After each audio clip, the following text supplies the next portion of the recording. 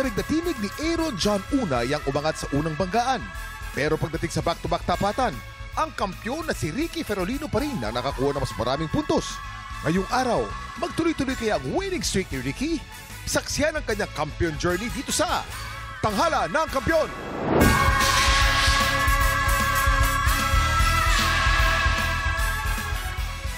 Mga palabas sa biritan, mga pasabog sa kantahan, marami kami dito niyan sa Tanghala ng Kampiyon. Kaway-kaway na tayo sa ating mga inampalan. Oh, eto na ang cute na cute. Crush na crush ng lahat. Singer-songwriter, the R&B crooner, Daryl Oh! Oh, lulululululululu. Kapuso, OST Princess, and Queendom Diva, Hannah Brasilas. Tumayo po tayong lahat. Tayo po tayo.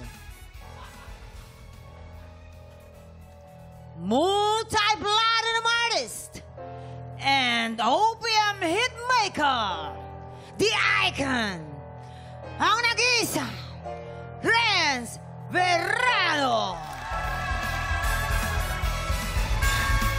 Yan ha. Eto na po, ang magpapasiklag ngayong umaga, JC Flores at Kathleen Galula. Sila ang sasabak sa unang banggaan.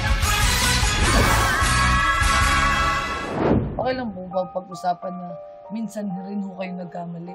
Nagtrabaho ako sa isang kilalang malaking supermarket. Tapos po, doon po nangyari yung isang bagay na nagkaroon po ng third party po talaga. Pero salamat sa Lord kasi yung asawang binigay sa akin is unang-una may takot sa Panginoon. Pareho kami nagsiserve sa Lord. Kaya naunawaan niya talaga ako. Binigyan niya ako ng second chance. Ano po yung na-realize niyo after niyo pong may tama lahat ng mga nagawa niyong mali? Wala pong perpekto. Ang Diyos lang po ang perpekto. Na lumapit yung lahat sa akin na bibigatan. And wala po tayong ibang lalapitan na totoo. Kasi wala na pong totoo sa mundo. Lahat, isurrender mo sa Kanya. At naging sentro ng pamilya niyo ang Panginoong Yesus. Kamali ka man, pero hindi ka pagkakamali. Ang mahalaga doon, humihingi ka ng tawad sa Panginoon at natututo ka doon sa mga sitwasyon ng buhay mo.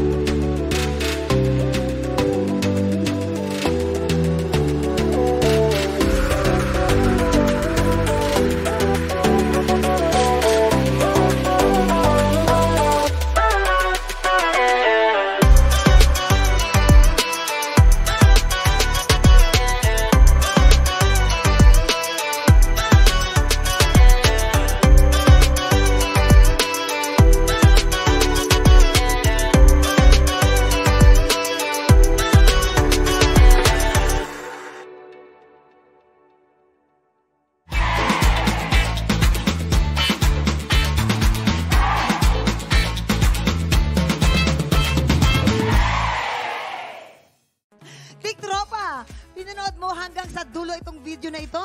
Abay, very good ka!